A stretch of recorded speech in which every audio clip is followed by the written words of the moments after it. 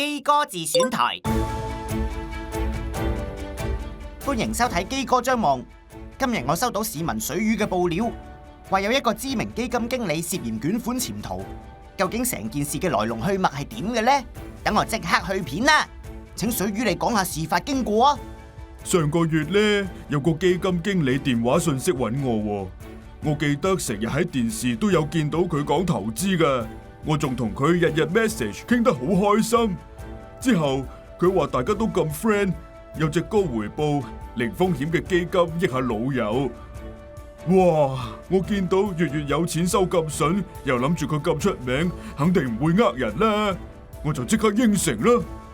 點知我過咗數俾佢之後，佢就消失咗啦，仲攞唔翻啲本金添啊！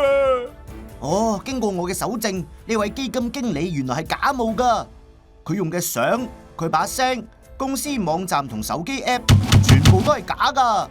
吓？點解會咁噶？嗱，要提防假冒基金經理同投資產品，大家投資前記得去證監會網站核實對方係咪持牌人士，同埋直接向持牌公司確認佢哋嘅身份同相關投資產品啊！對於聲稱高回報但風險極低嘅基金投資，就要加倍小心，咪做水魚啦！投資計劃要做好，防騙意識要提高，即刻上 HKIFA 網站了解更多基金投資知識啦！